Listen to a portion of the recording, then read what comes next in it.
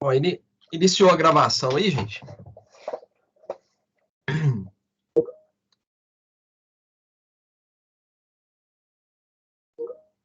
Hoje eu vou falar de um tema muito importante,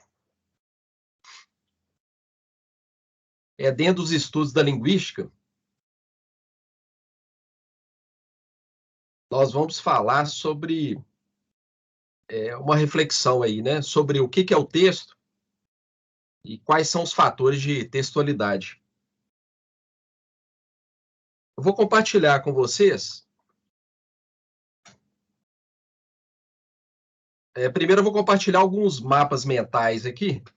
São mapas mentais que eu faço, né, nos meus estudos, né? É uma técnica de estudo que quando eu vou estudar, ultimamente é a que eu mais uso, né? Acho que eu já comentei isso com vocês. Normalmente eu uso um programa. Eu costumo fazer mapa mental usando dois programas, né? Um, o XMind, esse programa aí. Escrevi aqui no bate-papo. Até alguns de vocês já usaram também algumas atividades, né? Que eu solicitei para fazer um mapa mental. Alguns já usaram esse programa aqui. É um programa muito bom para mapa mental. Eu faço assim, quando eu vou estudar, primeiro eu faço em folhas de papel maior do que A4, né? Eu faço à mão quando eu estou estudando. Depois eu passo para esse programa, XMind. Em seguida eu imprimo e guardo em pasta AZ. Não sei se vocês conhecem pasta AZ. E depois, quando nessa pasta tem um volume muito grande, eu levo para papelaria em caderno, né? Faço apostila daquilo. Então, é uma técnica de estudo muito boa. E às vezes também eu tenho usado o Word, o programa do Word. Tem como lá, né? Tem um recurso de inserir gráfico, né? Então é possível fazer mapa mental também no Word. Bom, vou compartilhar aqui.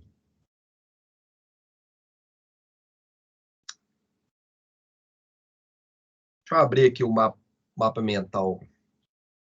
Eu até coloquei para vocês lá, tá? No Ava.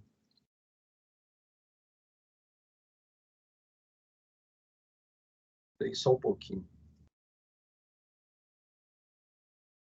Vou falar de 3 mapas, depois tem um material aqui em transparência.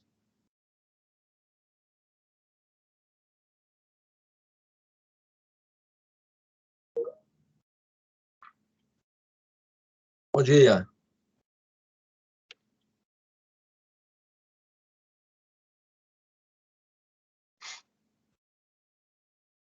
Tá aparecendo aí para vocês esse mapa mental?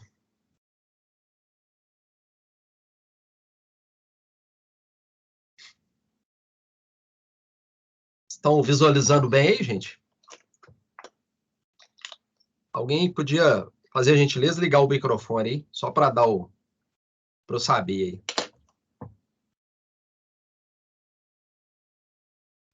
Tá dando pra ver sim. Ah, então tá ótimo. Aí vocês me falam, porque quando eu estou compartilhando, eu não consigo ver o bate-papo aí, tá bom? Bom, já falei em outras aulas, né? E vocês já devem saber isso. A linguística textual, a linguística, né? A ciência que estuda a linguagem, só. Olha só. A ciência que estuda a linguagem humana é a linguística.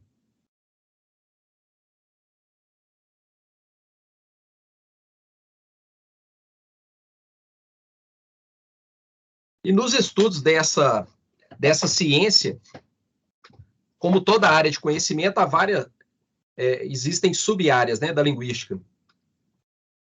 Uma dessas sub-áreas é a linguística textual. Então, uma sub-área muito importante, qual que é o objeto dela de investigação, né? É interessante, né? Olha só, durante a história da linguística, o objeto texto, ele é recente no estudo da linguística. Surgiu aí no século XX, na década de 60, na Europa. Ou seja, os linguistas passaram a investigar o seguinte: o que é texto? Quando você chama de algo de texto, o que esse algo precisa ter? Então, esse estudo é recente e ele é muito importante. Aí vocês podem pensar e perguntar, né? Professor, o que isso tem a ver com a gente? Tem tudo a ver, por quê? A todo momento, nós estamos produzindo texto, em qualquer área.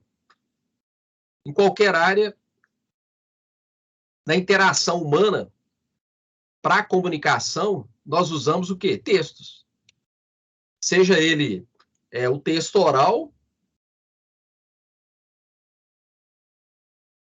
ou escrito.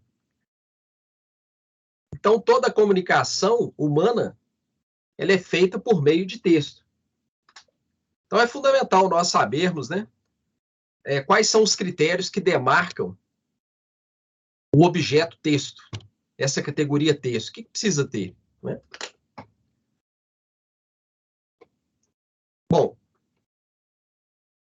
dentro dos estudos, então há duas concepções, né, para linguística textual, o que é texto, né? Esse aqui é o conceito lato sensu, né, em sentido amplo. Lato sensu significa isso. Em sentido amplo. É uma expressão do latim. E stricto sensu, em sentido restrito.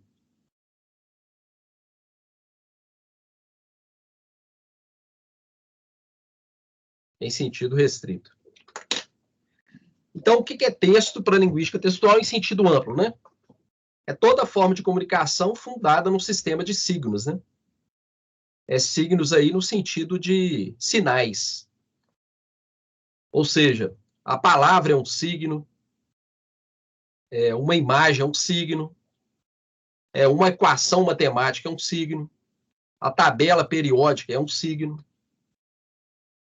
Então, esse é o conceito amplo, né, de texto. E o conceito restrito?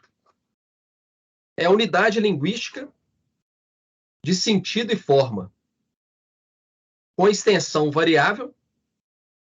Às vezes, uma palavra pode ser um texto. Dotada de quê? De textualidade. Então, isso aqui é muito importante. Então, para ter texto, eu preciso de ter o quê? Textualidade. Quais são as propriedades que vão gerar textualidade? Então, a principal delas, que é o objeto de estudo nosso hoje, que é a coerência. Então, a principal propriedade de um texto é ter o quê? Coerência. Essa coerência, ela possui 3 fatores aqui de articulação, né? É o domínio linguístico, é a questão das palavras que você usa no texto. O domínio pragmático, ele tem a ver com o quê? Com a situação de comunicação. Ou seja, no processo de produção de texto, aquelas 3 questões fundamentais, né? Que eu já falei para vocês em outras aulas. O que eu vou escrever? Qual que é o tipo e o gênero textual que eu vou produzir? Para quem que eu vou produzir? Qual que é meu público-alvo? Eu tenho que estudar meu público-alvo. Qual que é o mapa mental do meu público-alvo? Qual Quais são os valores do meu público-alvo? Então, quando eu penso para quem que eu vou falar ou escrever, eu estou aqui no domínio o quê? Pragmático. Pragma em grego significa prática, né? A prática. E o domínio extralinguístico, né? Então, os fatores que têm a ver com por exemplo, extralinguístico, a cultura em que você está inserido, o contexto histórico em que você está inserido. Então, todas essas questões são fundamentais, né? De você pensar para a produção de um texto que tenha todos esses fatores de textualidade, né? Bom, depois, então hoje nós vamos falar sobre a coerência, mas existem outras propriedades do texto, né? Como, por exemplo, a coesão textual. Nós vamos estudar isso em outra aula. Vocês querem fazer alguma pergunta dessa parte? Alguma pergunta aí no bate-papo?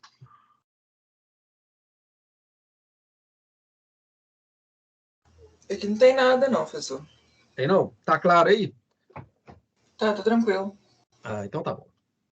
Qualquer coisa, é só falar. Não precisa ficar com receio de interromper, não. Tá bom?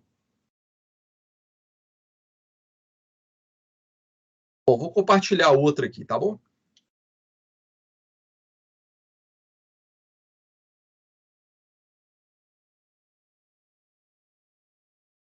Vou compartilhar 3 mapas mentais, depois nós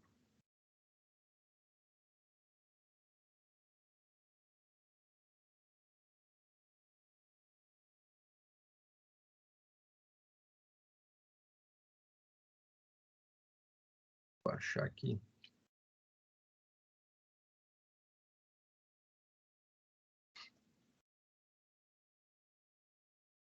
Esse primeiro mapa mental que fala um pouco da linguística textual, né? Só situando isso. Tá aparecendo aí para vocês fatores de textualidade? Tá. Tá? Ótimo. Então, olha só, num texto, isso é muito importante. Vocês estão aí, né, com foco no Enem. Nós já temos falado muito sobre isso, né, na redação do Enem, ou mesmo, independente disso, né, os outros textos que vocês produzem. Então, fatores de textualidade. Então, o texto ele precisa ter continuidade. Então, à medida que você avança nos parágrafos, o que é continuidade? Você tem que ter no texto uma informação, ou seja, aqui na questão da continuidade, deixa eu só destacar aqui. Você tem que misturar o quê? Informação nova, né? Quer dizer, que o leitor não conhece, mas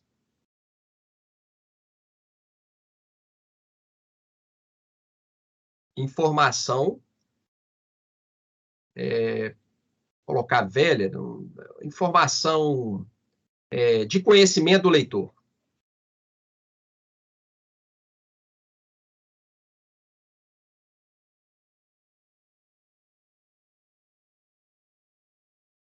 Então, no texto, esse fator aí da continuidade é uma mistura disso, né? Não pode ser, não ter 100% de informação nova, senão vai ficar difícil para o leitor processar a leitura, né? Então, tem que ser uma mistura aí, né? Essa continuidade. E ela não pode, né? Às vezes o texto, o escritor, ele fica com a mesma informação, fica repetindo. Então, não há continuidade. Tá? O segundo fator aí, a progressão, na verdade, é uma consequência da continuidade, né?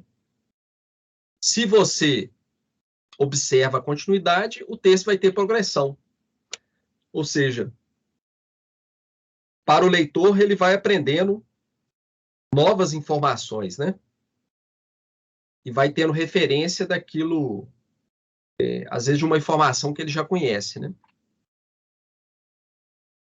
É não contradição.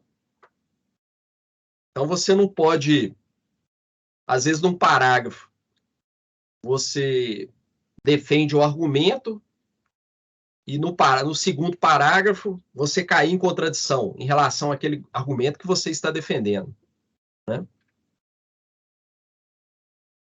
E o outro fator aí, que é a articulação, depois nós vamos estudar isso. Tem a ver com a coesão textual. É assunto de outra aula.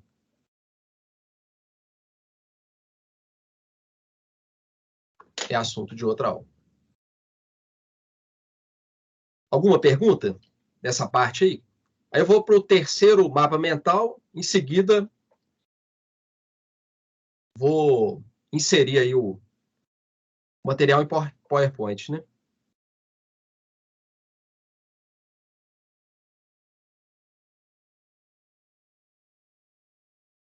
Eu estou falando mapa mental, mas na verdade esses mapas aqui são mapas conceituais. Não são mapas mentais, né? Porque qual que é a diferença? O mapa conceitual, eu tenho palavras e conceitos. Para ter um mapa mental, eu tenho que acrescentar figuras, né? Imagens. É o texto imagético. No caso aqui eu não tenho, então é só mapa conceitual. Uma outra noção da linguística textual que é muito importante é essa diferença. Aliás, nesse segundo semestre, a abordagem está sendo muito nesse sentido, né? Nós estamos estudando o quê? Tipos e gêneros textuais. Essas duas categorias, elas são muito importantes, tanto na leitura quanto na produção de texto. Então, sempre quando você vai interpretar um texto, é importante você delimitar isso. Que tipo textual que é? Não é? Os tipos, só realçar aqui.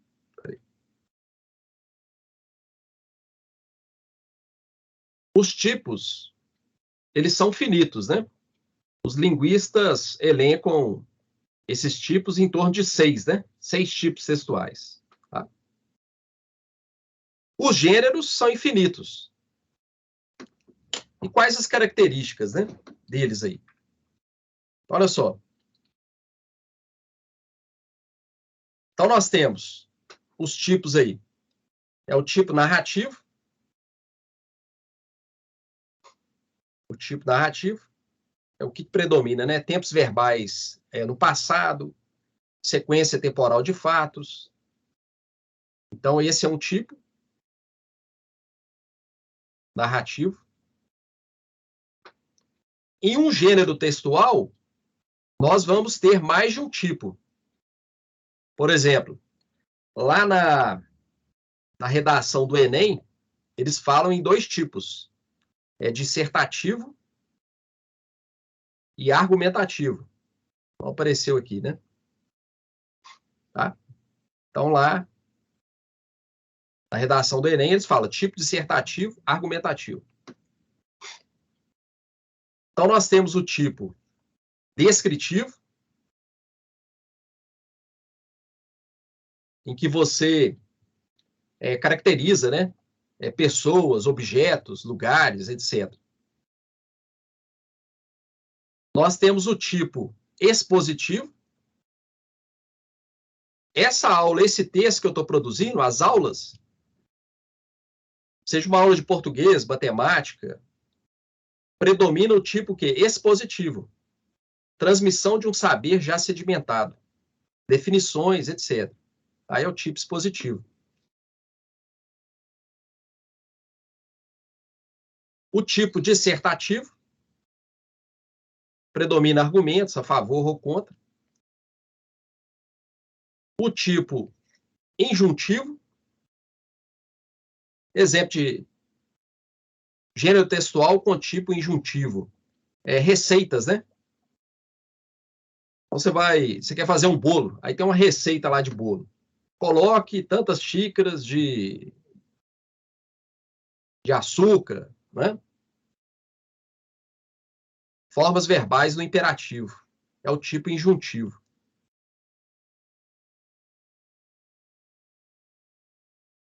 Só faltou aqui, ó, são 6. O sexto é o argumentativo. Aí eu pergunto para vocês,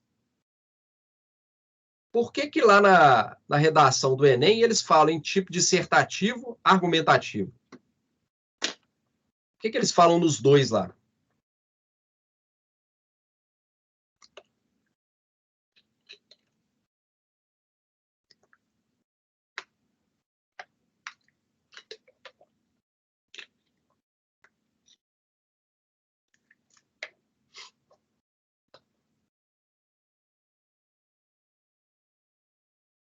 E aí, pessoal, alguém sabe?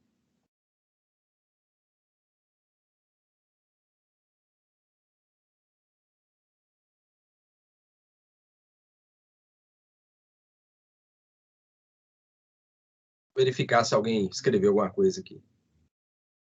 Ricardo, Vinícius, José Vitor, Heitor. Por ele apresentar características da dissertação e de um texto argumentativo? Por que a redação do Enem eles colocam lá 2 tipos? Por que eles colocam dissertativo e argumentativo?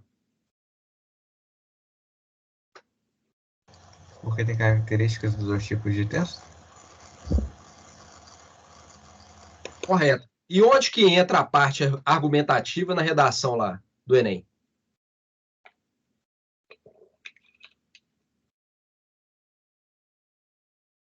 Seria quando você está defendendo a tese? Está argumentando lá a proposta de intervenção, alguma coisa assim? Isso. Quem falou aí? Ian? Ian. Perfeito, Ian. A parte argumentativa, porque a diferença entre dissertação e argumentação é uma diferença de grau. Uma diferença de grau. Então,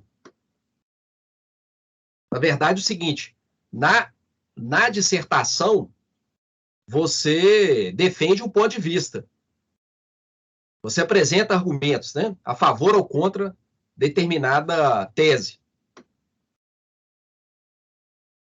A diferença é que na argumentação, quando você coloca ali a proposta de intervenção, a sua argumentação ela fica mais explícita, né? Então, na argumentação você explicita mais a sua opinião, tá? E às vezes existem autores que falam assim, na dissertação não há opinião. Não, tudo que nós falamos, tudo que nós escrevemos, sempre vai ter a opinião da gente, né? Às vezes é muito comum, né, na fala, ou mesmo na escrita, as pessoas colocam assim, na minha opinião pessoal, isso é redundância, toda opinião é pessoal, toda opinião é de uma pessoa, né? Não existe opinião impessoal, não existe isso, tá? É mesmo, às vezes é muito comum na imprensa se vender essa imagem, mas é uma estratégia argumentativa, né? Falaram, não, assista o jornal tal, jornal imparcial, jornal neutro. Não tem. Isso é uma falácia, né? É uma mentira.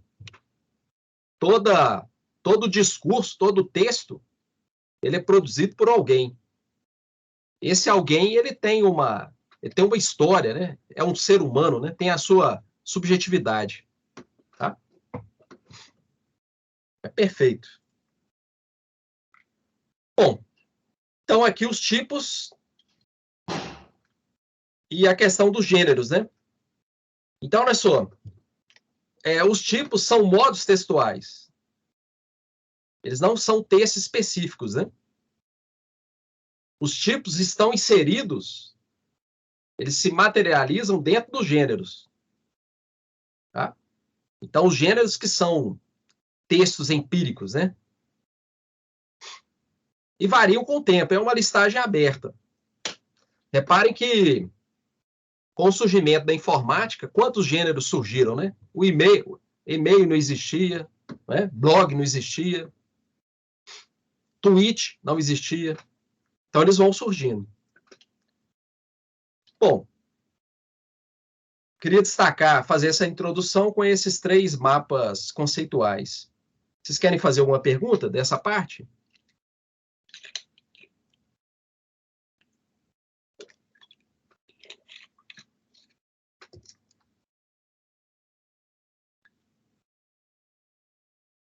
Então, vou fechar aqui. Aí vou compartilhar o material em PowerPoint. Eu já coloquei lá para vocês, tá, gente? No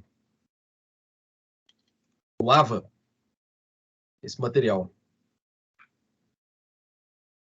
Só localizar aqui.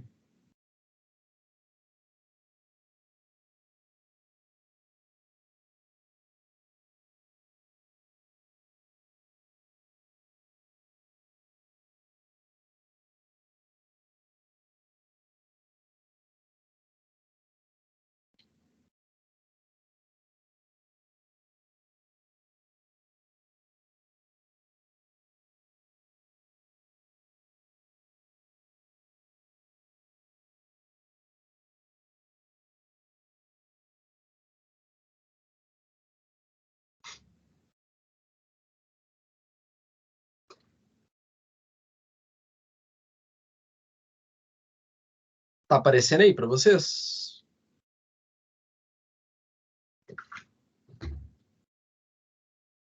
Fatores de textualidade? Aparecendo aí, Ian? Tá aparecendo. Ótimo. Bom, então, eu fiz essa introdução, agora o nosso tema principal aí é a coerência textual.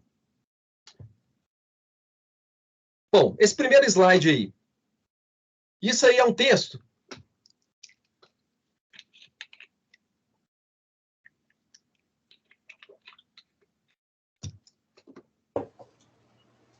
Eu acho que é. Você acha, Ian? O que você acha que é um texto, Ian? Ah, porque passa a mensagem, né? Olha só. Passa uma mensagem.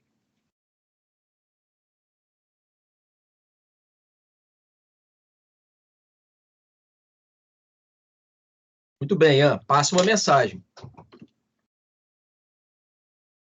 Mas só tem uma palavra, tá vendo?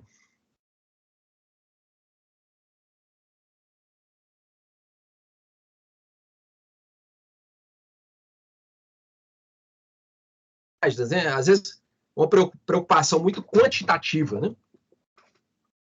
Tudo bem, às vezes, igual a redação do Enem delimita lá o número de linhas. Você não pode ultrapassar, né? Se você fizer menos de 15 linhas, você vai ser penalizado. Se passar de 30 linhas também. Mas assim, perfeito, Ian, isso é um texto. Fez sentido para você, tá? Passou uma mensagem. Esse passar uma mensagem é fazer sentido. Esse fazer sentido, Ian, é a coerência. Tá? Então, é um texto, por quê? Porque tem coerência, fez sentido para você, passou a mensagem. Tá certo? E repare que tem uma palavra só. Né? Agora, o segundo aí. Isso aí é o texto?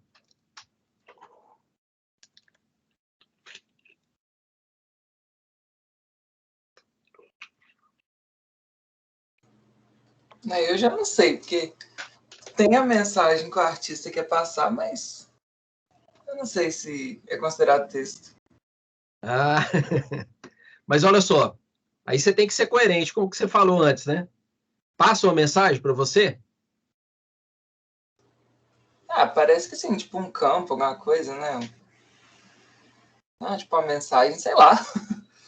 Professor, Oi, quem mas que é? igual, João Vitor, mas igual, tipo assim, no texto anterior, a mensagem que passa é a mesma para todo mundo, mas no caso da pintura vai passar mensagens diferentes para pessoas diferentes, né? Ó, bacana, João. Sensacional. Sensacional. Que olha só, perfeito, João. Os textos são diferentes, né? Esse texto aqui, que gênero textual que é esse? Qual que é o gênero? Gênero textual. Qual que é o gênero, João?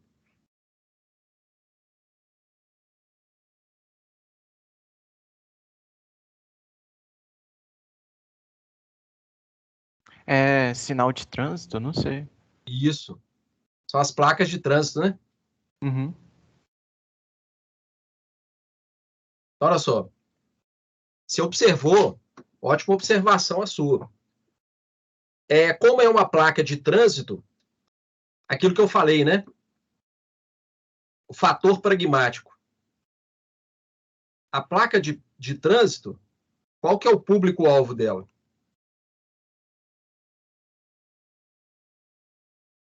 Visa atingir quem?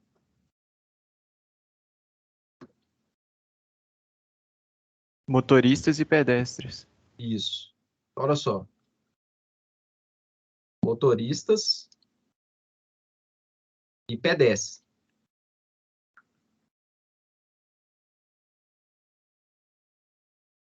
Então, o público-alvo desse gênero textual é um público bem heterogêneo, né? Bem para as pessoas assim com nível de escolaridade diferente, né?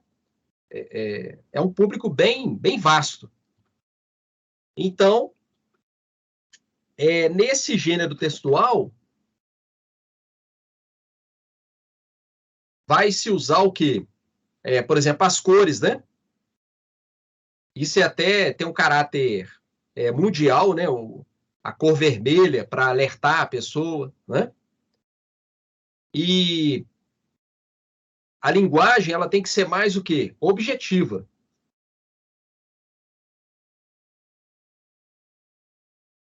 Uma linguagem mais objetiva, por quê? A questão da interpretação, que você observou bem, João. Linguagem objetiva ou denotativa, né? Quando a gente fala em denotação. Denotativa. Denotativa. Isso. A interpretação, eu não posso dar muita margem, né? De interpretação nesse gênero textual. Porque é uma comunicação mais rápida. A pessoa olhar o pedestre, o motorista, e ele já praticar a ação, né? Agora, você observou muito bem. Aqui, eu tenho outro gênero textual. Qual o gênero que eu tenho aqui?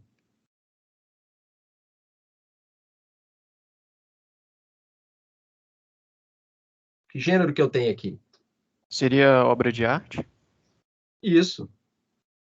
Eu tenho a obra de arte. Né? Eu tenho uma pintura aqui. Uma pintura é uma obra de arte. Então, olha só. A obra de arte, ela vai prevalecer uma linguagem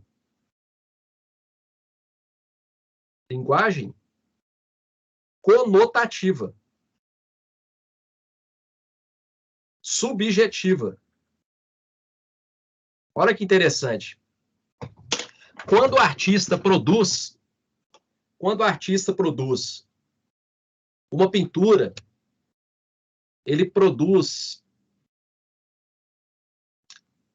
um texto literário, um romance, ou, por exemplo, o cinema, no caso do cinema, a linguagem que vai predominar é a linguagem conotativa, subjetiva. Cada pessoa que for... então, quando você está diante do gênero textual, obra de arte, a grande questão é o seguinte: qual o sentimento? O que você está sentindo com isso aí? O que esse quadro, quais os afetos, né? O que você sente com esse quadro?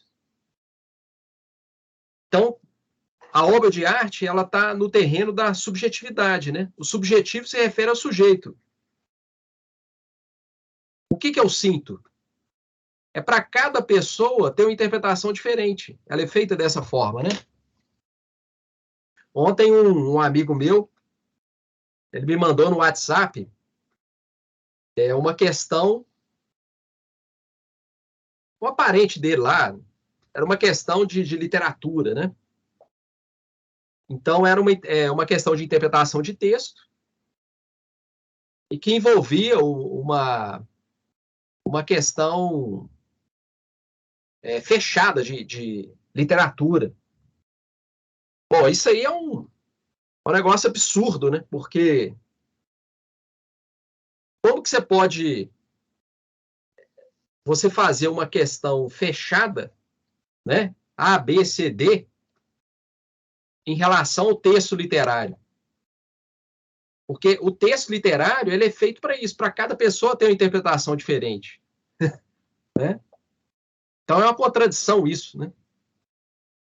A sua percepção foi ótima. Mas olha só, aqui eu tenho um texto verbal. Há presença de palavra aqui, né? Eu tenho um texto verbal, mas imagético também, né?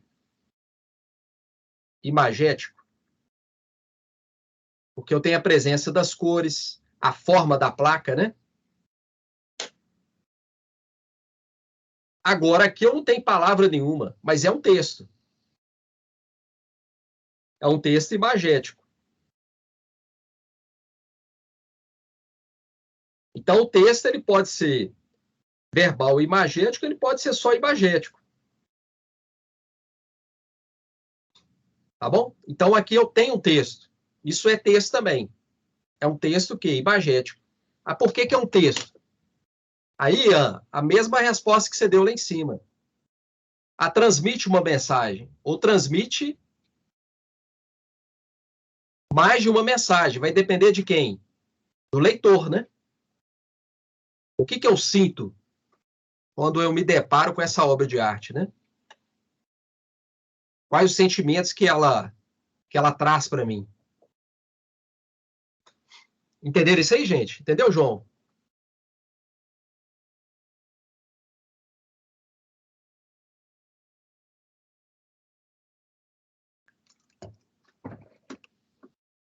Tá claro, pessoal? Tá sim, professor. Agora, veja bem. Aí alguém poderia falar assim, professor, então, quando eu estou diante da obra de arte, quando eu assisto a um filme, Senhor dos Anéis, né? Quando eu leio um livro, uma poesia, eu posso fazer qualquer interpretação? Não, não. Então, mesmo o gênero textual, obra de arte, toda interpretação ela tem um limite. Qual que é o limite da interpretação?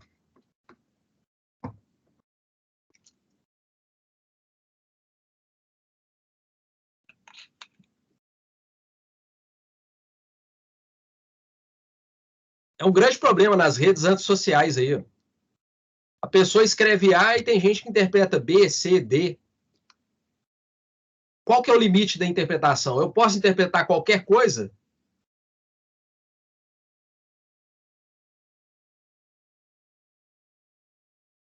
E aí?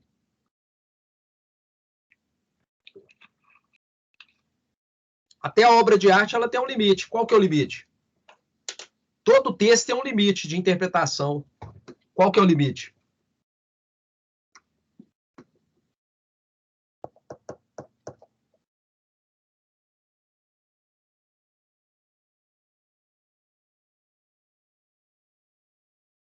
Você escreveu um texto lá no Facebook, aí as pessoas começaram a comentar seu texto. Qual que é o limite da interpretação do seu texto? Ou qual que é o limite da interpretação do texto de outras pessoas?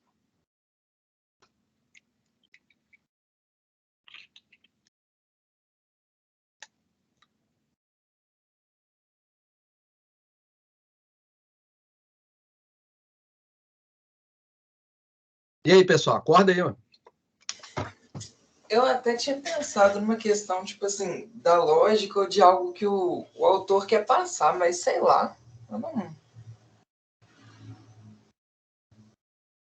Entendi. Ian, né? Isso. Ian, você falou uma questão importante. Ó, o que o autor quer passar, isso aí é irrelevante. Às vezes ocorre. Uma vez eu lecionava num colégio, olha que interessante, era no ensino fundamental, é o 7º ano do ensino fundamental. Eu não esqueço isso. Já tem bastante tempo. E os alunos estavam resolvendo uma questão de interpretação de texto do livro didático lá. Aí eu estava sentado à mesa, um aluno levantou, chegou perto de mim e falou assim: professor, essa questão aqui é impossível responder. Eu falei: vou dar uma olhada. Era um texto de Machado de Assis. Aí a pergunta era: qual a intenção do autor com o uso da expressão tal? Aí eu provoquei o aluno, eu falei: por que você não pode responder? Por que é impossível? Ele falou: professor, como que eu vou saber a intenção desse Machado de Assis aí? Eu nem conheço ele. Então, olha só, o aluno foi extremamente perspicaz, né? Por quê? O Machado de Assis já morreu há muito tempo. A intenção está na cabeça da pessoa. Como é que você vai saber a intenção da pessoa? Não tem jeito. Então, olha só, isso é importante. Foi bom você ter falado isso. O que importa na interpretação não é a intenção do autor. Não tem como você entrar na cabeça dele, não. Ainda mais o texto literário. O que importa é você interpretar o texto a partir do que ele escreveu. Isso que importa. Então, o limite, a pergunta que eu fiz para vocês, todo texto, por mais subjetivo que ele seja, ele tem um limite. O limite é o quê? É o texto. Qualquer interpretação que vocês fizerem de qualquer texto, ela pode ser válida, desde que, qual que é a condicionante? Você comprove a sua interpretação com elementos do texto. Entenderam isso? Entendi. Então é isso. Eu tenho... Então, olha só, essa pintura, eu tenho vários elementos aí, eu tenho as cores, né? Aí, para interpretar o texto, eu vou estudar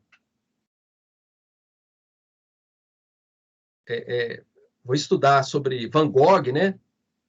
O contexto histórico, todo o contexto para eu poder fazer uma interpretação melhor, né, dessa pintura dele. E posso, como é uma pintura, falar da questão subjetiva, né? O que eu senti com isso? O que me trouxe? O que me despertou essa pintura? Ô, Né? professor. Oi. Aí, tipo, a pintura, por mais que seja um texto imagético, ela também vai ter um limite de interpretação? Isso. Perfeito. todo texto, João, por mais um poema, um romance. Então, olha só, o texto mais subjetivo que existe é a obra de arte. Seja cinema, teatro, não é? Uma música. Mas tem um limite. O limite é o que? É o texto.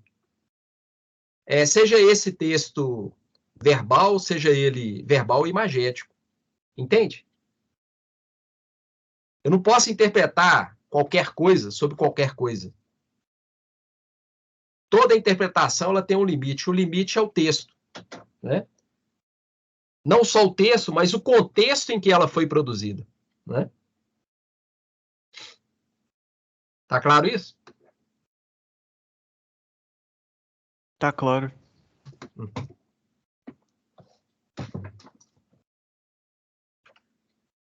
Ótimo. Então, continuando aí.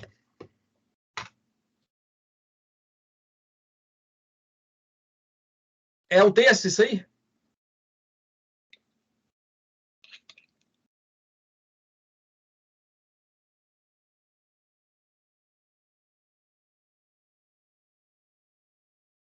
E aí? O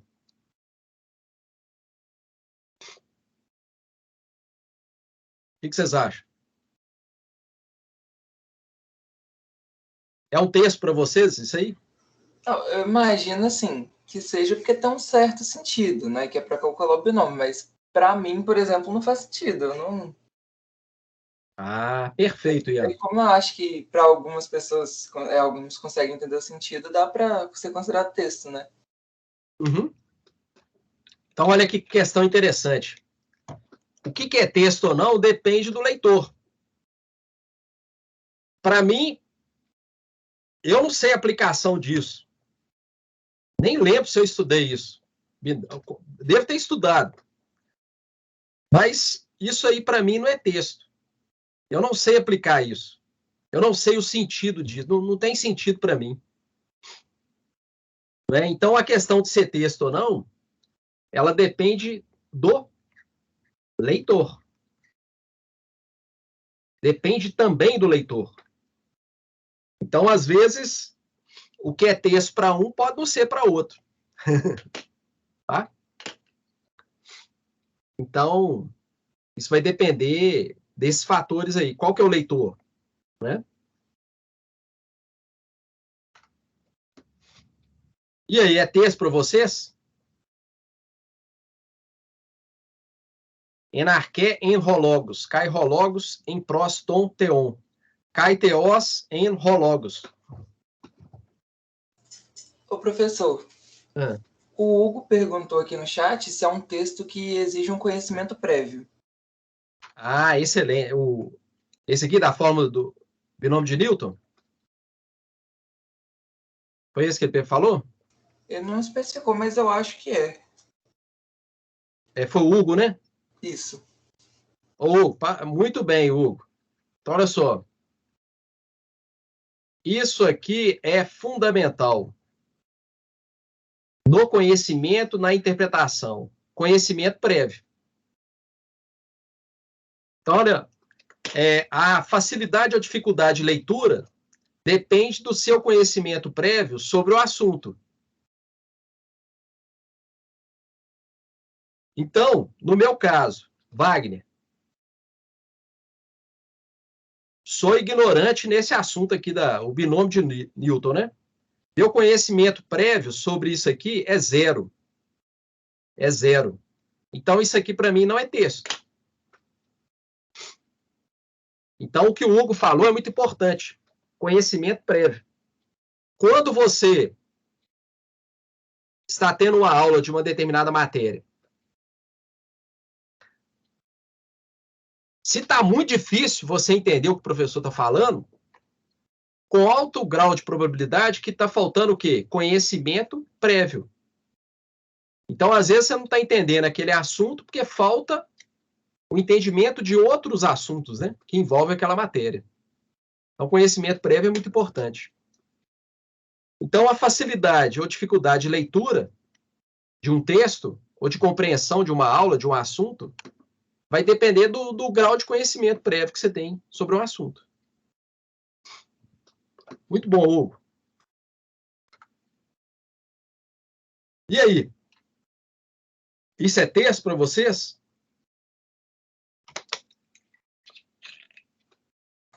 Eu acho que cai no mesmo caso do anterior, né?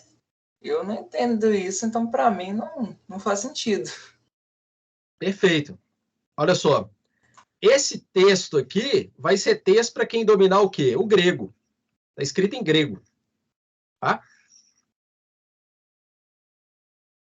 Então, reforça o quê?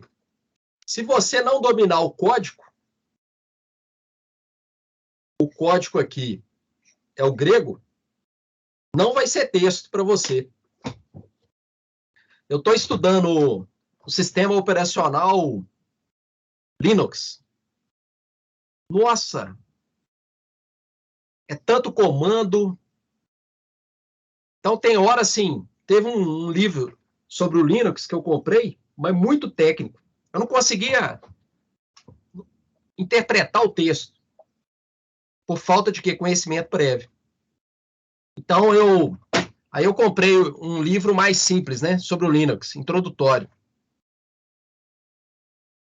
Então, isso vale para qualquer assunto. Se você não dominar, não tiver muito conhecimento prévio, ou, no caso aqui, não dominar o código, que o código aí está em outra língua, é o grego, não vai ser texto para você, vai ser rabisco. Tá bom? A Bárbara, ela me mandou uma pergunta aqui também. Ela falou o seguinte: mas esse texto grego, por exemplo, eu não sei grego, mas sei da Bíblia. Então sei o que esse versículo diz. Poderia dizer que tem um conhecimento prévio nesse caso? Ah, bacana, né? A Bárbara, olha que interessante, pelo conhecimento prévio da Bárbara, como se refere a um texto da Bíblia, e ela já sabe aí pela numeração, né, o capítulo, o versículo, ela tem condição de ter algum conhecimento sobre esse texto, entendeu? Mesmo ela não dominando o grego, né? É interessante, né? Então, aí para ela vai ser texto, né? Ela vai ter como traduzir isso aí, né? Mesmo não sabendo o grego, mas pela referência aí, né, do capítulo e versículo lá da Bíblia. Tá ótimo, Bárbara. Bom, a palavra texto aí vem do latim, né? Tecido, né? É o sentido concreto, né? O verbo texere. Construir, edificar. Eu coloquei essa etimologia para dar a ideia do seguinte: aprender a produzir texto é você saber trabalhar o texto, reescrever o texto. O Carlos Drummond dizia o seguinte: aprender a escrever é aprender a cortar. E eu vou acrescentar: é você cortar, inserir. Então, é fundamental vocês aprenderem isso. Não adianta você querer ter um texto de qualidade, você faz o primeiro rascunho e manda. Não, não tem jeito. Você tem que trabalhar o texto, reescrever, reler, né? Bom, aí no tema da aula, né? Aqui é o conceito de texto, né? A gente já falou aí, ó. Unidade linguística concreta. O texto é sempre algo concreto. Você percebe pela visão ou pela audição. Visão, texto escrito, né? E audição, texto oral. Em uma situação comunicativa, com uma unidade de sentido, isso aqui é a coerência, tem que fazer sentido, independentemente da sua extensão. Então, na placa de pare, uma palavra pode ser um texto. Você pode escrever 20 páginas. Se não tiver coerência, se não fizer sentido para o leitor, não é texto. Opa. E essa definição aqui é o texto se constitui um conjunto de pistas, né? Isso é muito importante na hora da interpretação de texto, né? Quando vocês estiverem diante de um texto para interpretar, todos os elementos ali são importantes para a interpretação, né? São pistas, né?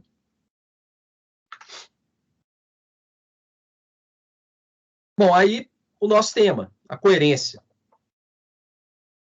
que é o fator principal, né, de textualidade. Ó, tem um exemplo aí. Havia um menino muito magro que vendia amendoins numa esquina de uma das avenidas de São Paulo. Ele era tão fraquinho que mal podia carregar a cesta em que estavam os pacotes de amendoim. Um dia, na esquina em que ficava, um motorista, que vinha em alta velocidade, perdeu a direção. O carro capotou e ficou de rodas para o ar.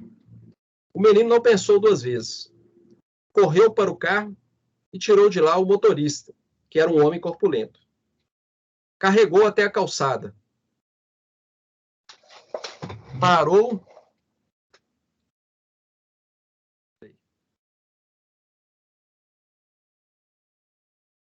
Eu não estou conseguindo ler aqui. Está aparecendo aí, ó. Parou. Que aparece o. Assim, ó, parou um carro e levou Isso. o homem para o hospital. Assim salvou-lhe a vida. Isso, pode. Deixa eu voltar lá. É porque apareceu uma tela aqui, aí estava atrapalhando a leitura. Bom, a minha pergunta para você é o seguinte. Opa.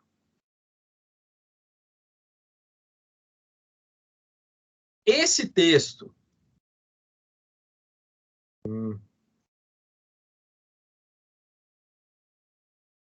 Voltar. Porque às vezes eu estou no PowerPoint e aparece.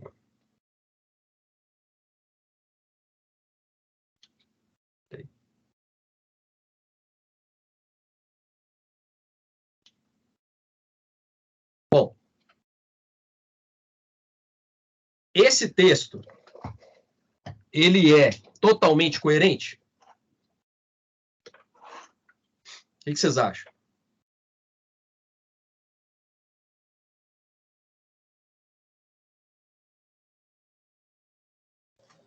Eu acho que totalmente não, porque fala que o menino era muito fraquinho, que mal carregava os pacotes de amendoim e depois ele consegue tirar o cara do carro, né? Isso, perfeito, Ian. Ó, então, o Ian já percebeu algumas incoerências, ó. Fala aqui, ó. Que ele era tão... Deixa eu pegar uma cor melhor aqui. Ele era tão fraquinho, não é isso? Mal podia carregar a cesta de amendoim, não é isso? E depois, olha só, tirou do carro um homem corpulento, não é isso?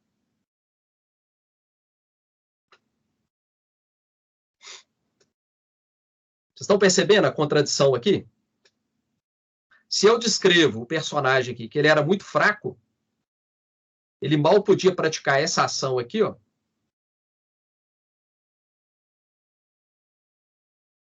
Como que ele tira do carro um homem corpulento, né?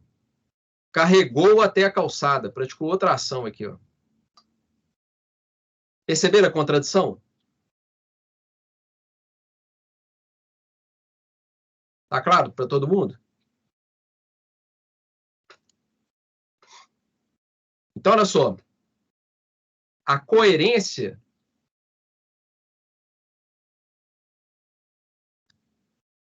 ela é positiva, né, no texto. Fator de textualidade. Quando eu tiver uma contradição, eu vou ter um problema no texto. Uma incoerência.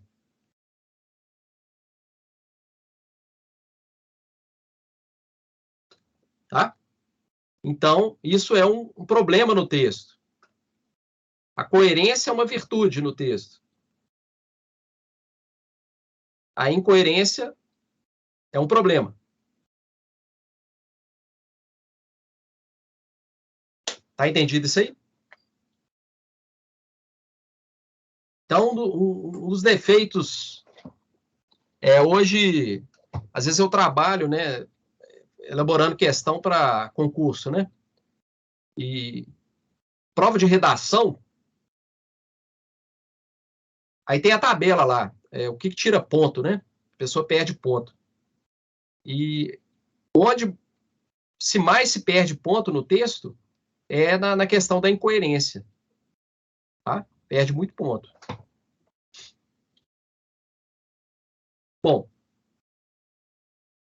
a coerência, há três espécies aí. Vou voltar aqui. Nós temos a coerência no plano da narrativa, a coerência figurativa ou descritiva e a coerência argumentativa. Tá? A coerência narrativa, ela tem a ligação, vocês vão recordar aí, com o tipo narrativo. Do ponto de vista concreto, no plano da linguagem, ela é muito expressa através de quê? Da ação. Os verbos. O uso dos verbos. Né? Quando você vai contar um fato. Então, aqui tem um exemplo, né, que eu retirei da internet. De um texto, predomina o tipo narrativo, né? Por 40 votos, os senadores aprovaram ontem o projeto de lei. Né? Aqui nós temos o gênero notícia. O gênero jornalístico, em que predomina o tipo narrativo.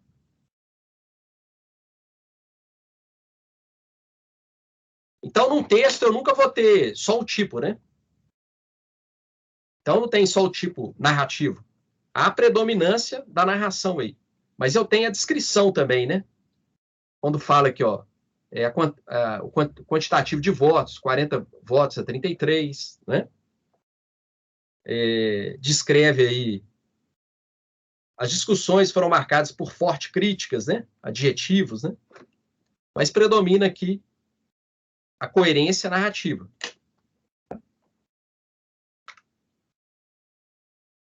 Agora, a coerência figurativa ou descritiva. Vou dar um exemplo aqui de um poema, né, do José Paulo Paes. Madrigal. Meu amor é simples, Dora, como água e o pão, como o céu refletido nas pupilas de um cão.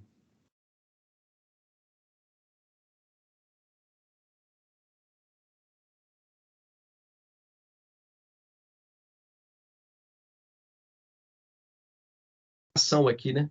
O amor dele é simples. E ele compara com o quê? Como água e o pão. São elementos do nosso dia a dia, né? A água. A gente precisa para viver, né? A água, o pão, como o céu refletido nas pupilas de um cão, né? Então, aqui predomina a coerência o quê? Descritiva, figurativa. No plano da linguagem, a gente usa muito o quê? Adjetivos, substantivos, advérbios. Tá? E a coerência argumentativa. Me desculpem os alunos aí que são de outros times, né? Como meu time de coração é o Galo, aí eu dei um exemplo aí com o Hulk, tá? Bom, a coerência argumentativa, ela tem relação com o emprego de argumento. Vocês estudaram lógica? Na filosofia, vocês estudaram lógica?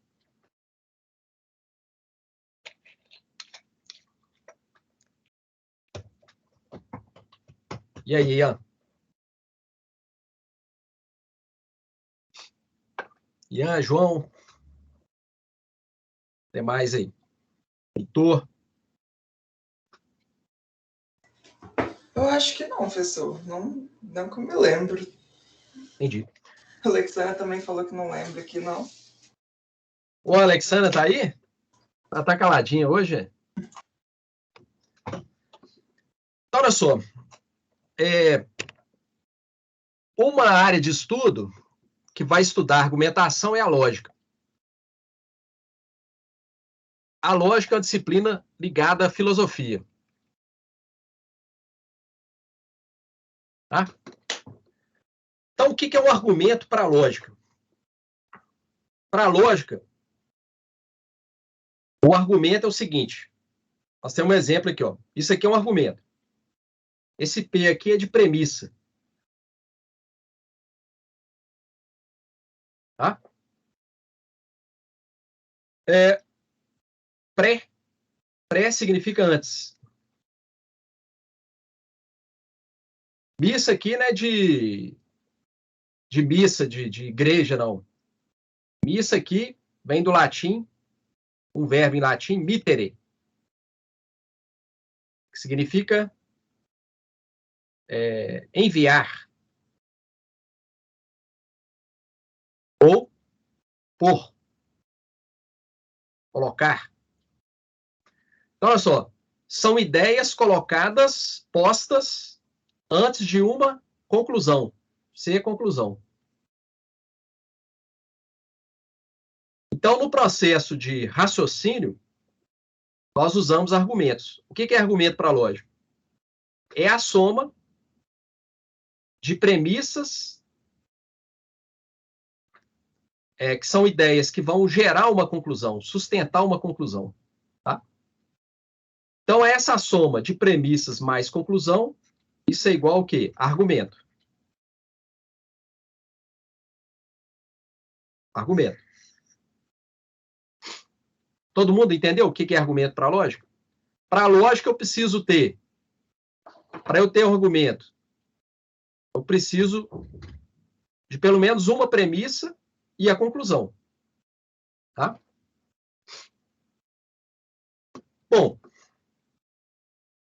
o argumento, ele pode ser um argumento lógico ou um argumento falacioso.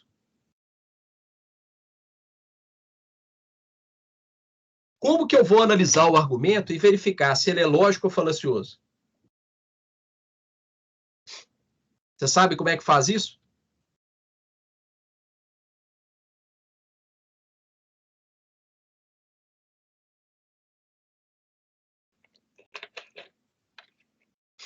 Qual que é o teste para saber se um argumento é lógico ou falacioso?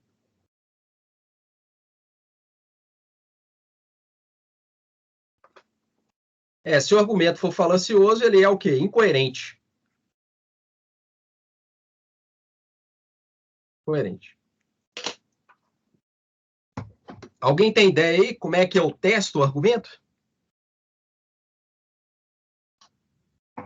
Olhando a premissa? Isso. É o João Vitor, né? Isso mesmo. E aí? Eu olho para a premissa e aí? O que eu faço?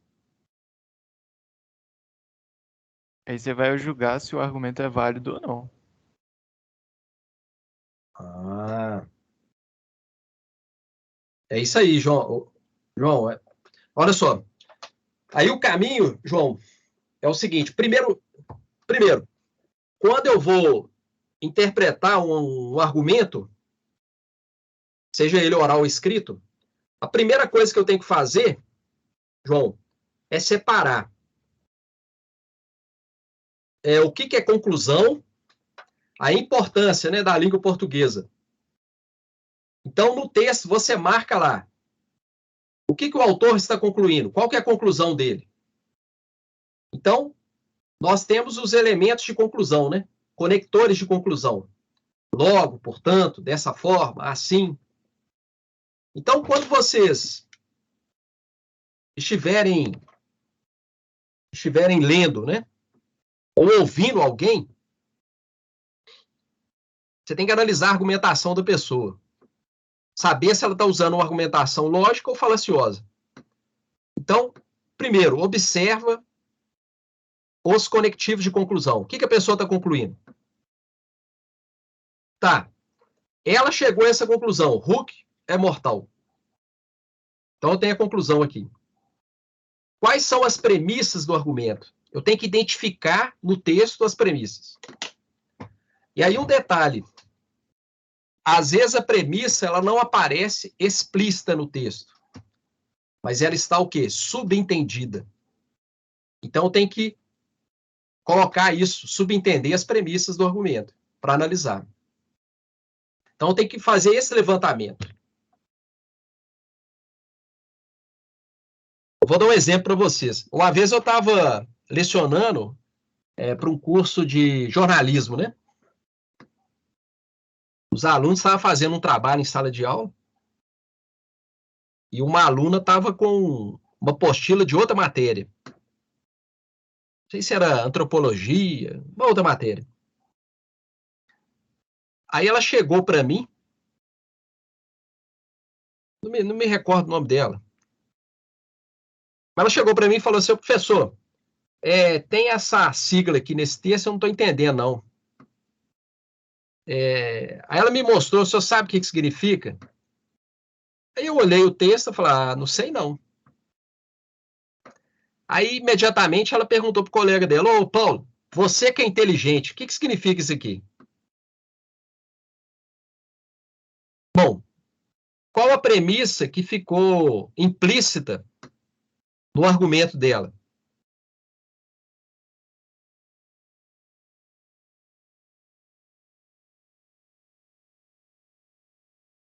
O que ficou implícito nessa argumentação dela?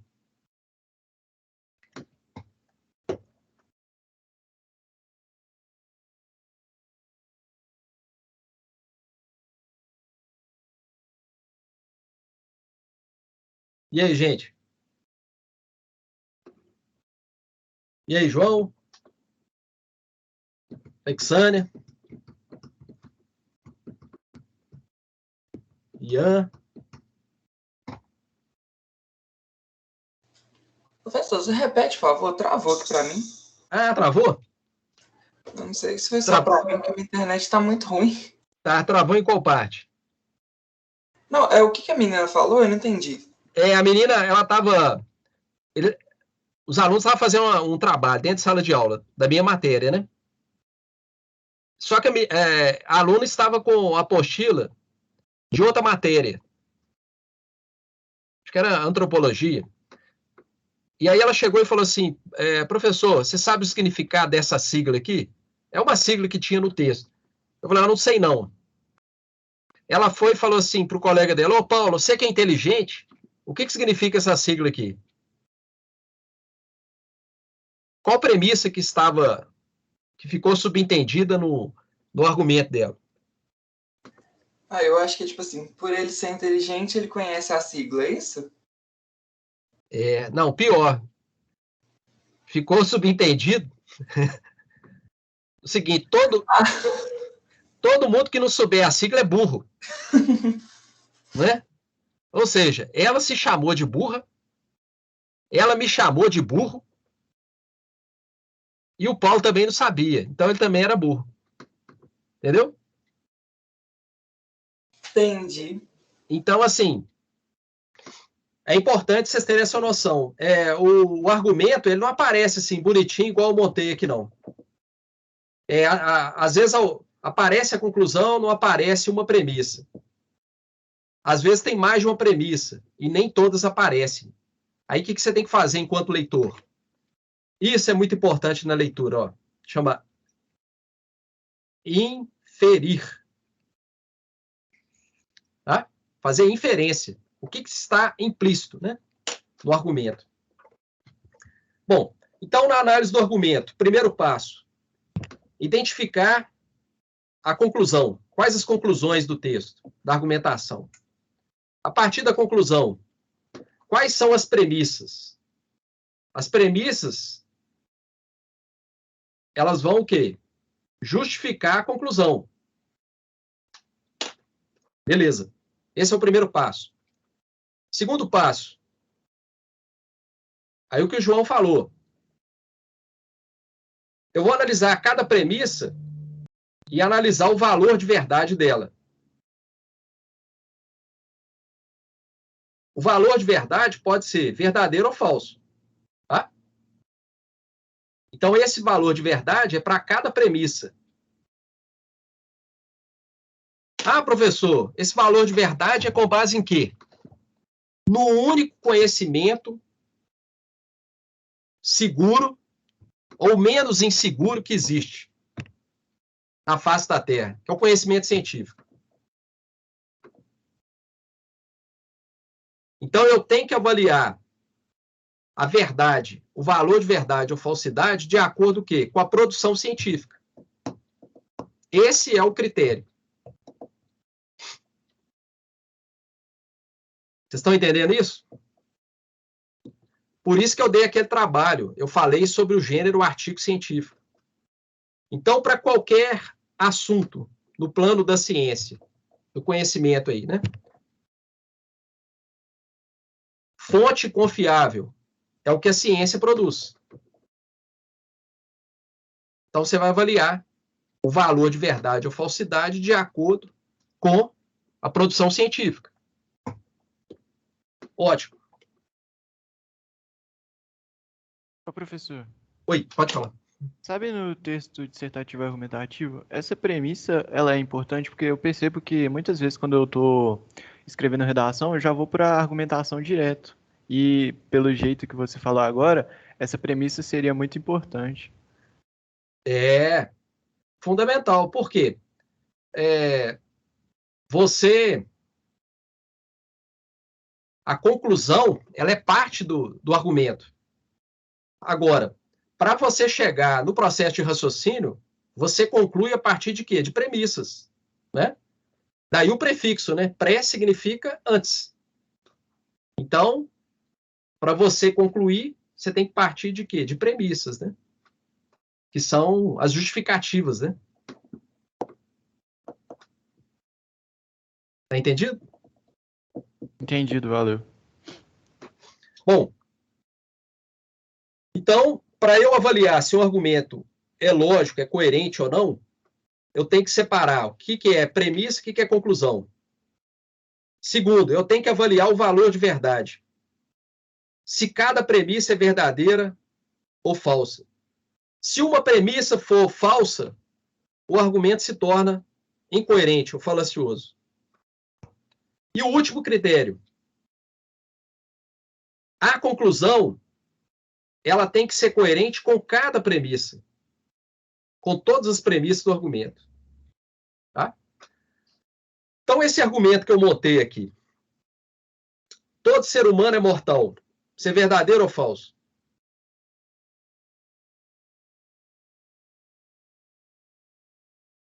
É verdadeiro. Verdadeiro. Embora algumas pessoas pensem que sejam imortais, né? A maioria do ser humano acha isso, né? Agressão ao meio ambiente, né? Tá aí, ó, a destruição da Amazônia. Pessoal, ontem apareceu lá em São Paulo. Não sei se vocês viram chuva de areia. Né? A natureza, os efeitos vão começar a surgir aí, ó, né? A própria Covid, né? A pandemia é uma decorrência disso, né? Quer dizer, uma agressão tão grande ao sistema, ao meio ambiente, e isso vai ter consequência, né? Vai ter consequência terrível aí para a gente, né? A gente vai inviabilizando a nossa vida aqui na Terra, né? Bom, então quer dizer, se todo ser humano tivesse essa consciência, né? Da nossa mortalidade, da nossa insignificância e da importância de todo ser humano, né? De toda a vida, da natureza, etc., né? Bom, mas vamos lá. Hulk do Galo é um ser humano. Verdadeiro ou falso? Verdadeiro. Tem hora que eu acho que é falso. Aí eu tô brincando. Verdadeiro, beleza. Então, as premissas são verdadeiras. Agora, essa conclusão, ela é coerente com a premissa 1 e a 2?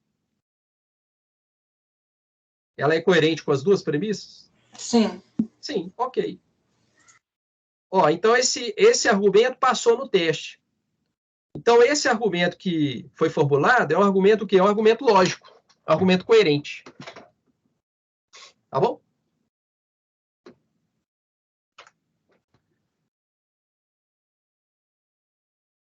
Beleza. Então, nós temos aí, na lógica, argumento, um sinônimo dele é silogismo, tá? Silogismo é a palavra em grego para significar argumento. Argumento vem do latim. Silogismo do grego, né? Chama silogismo porque si aqui é de si em grego, que é junto com. Logismo de logos, né? Discurso. Então, é a união, né? Quer dizer, o que é o argumento? É a soma disso aqui, ó. Premissas mais conclusão. Bom, então finalizei. Eu falei sobre a coerência, né? Nós fizemos uma introdução falando da linguística textual. Essa parte da linguística muito importante, que vai nos ajudar muito, né? Tanto na leitura quanto na produção de texto. Depois eu falei a noção do texto, o que é texto, o que não é texto. E falamos do elemento principal da textualidade, que é a coerência. E a coerência tem 3 níveis, né? Tem a coerência narrativa, figurativa e argumentativa. Essa parte de argumentação é muito importante. Eu coloquei para vocês, lá no AVA, um capítulo falando das falácias. Tá? O que são as falácias? As falácias são argumentos incoerentes. São argumentos incoerentes. São argumentos que têm algum problema lógico. Ou o problema está na premissa, ou o problema está na conclusão. As falácias são muito usadas. Muito usadas. Por quê? Porque elas têm uma aparência de um argumento bem construído, mas quando você vai analisar, as falácias têm algum erro lógico, algum problema na argumentação. E por que elas são muito usadas? Porque elas têm um efeito retórico muito grande. Exemplo, a propaganda de suco Maguari, aí eles pegam uma pessoa, um ator em evidência, né? Na época era a Xuxa, né? Na época ela estava em evidência. Então, olha só, ali tem uma falácia. O que a Xuxa entende cientificamente de suco? Nada, não entende nada. Né? É argumento de autoridade falacioso. Mas por que usa? A publicidade, ela visa o quê? A persuasão, né? Fazer com que as pessoas consumam aquele produto, né? Comprem aquele produto. Então, eles apelam para a emoção das pessoas, né? Então, colocam uma pessoa de referência, né? Jogador de futebol, ator, atriz, né? Então, é muito importante, vale a pena vocês... esse texto que eu coloquei lá é de um livro de lógica muito bom, um capítulo muito bom. Para quê? Isso é importante para a vida de vocês, tanto para a leitura, quando vocês forem ler e analisar a argumentação, quanto, no caso da redação de vocês, por exemplo, mesmo na redação do Enem, o emprego de falácia é algo assim negativo, entendeu? É uma argumentação fraca. Então, sempre que você usa um argumento falacioso, significa o quê? Que você não está raciocinando de forma racional. Você está raciocinando de forma ilógica, né? Tá claro isso, gente?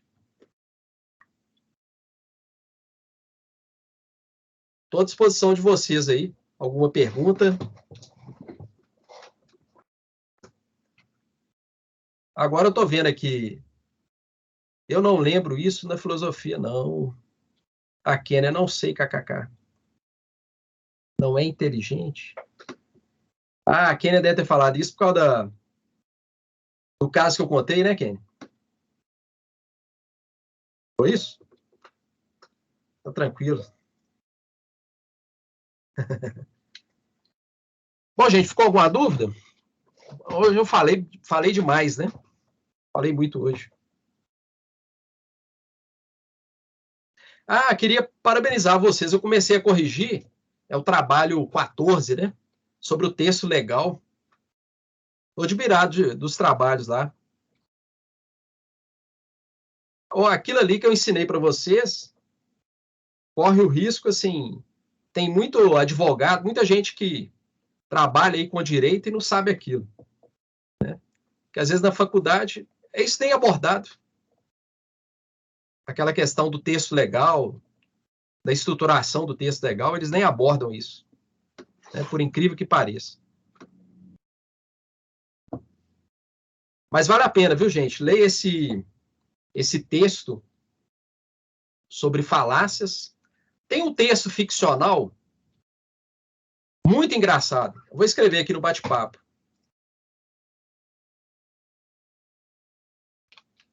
O amor é uma falácia.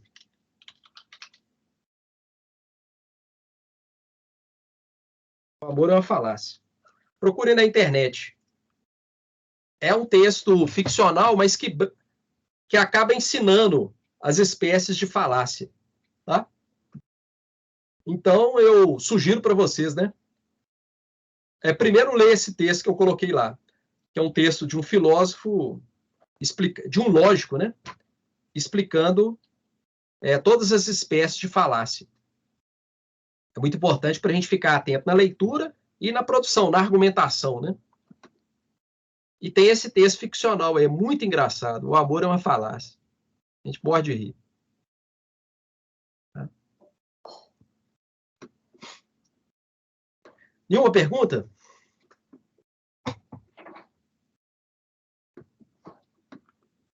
Vou parar aqui a gravação.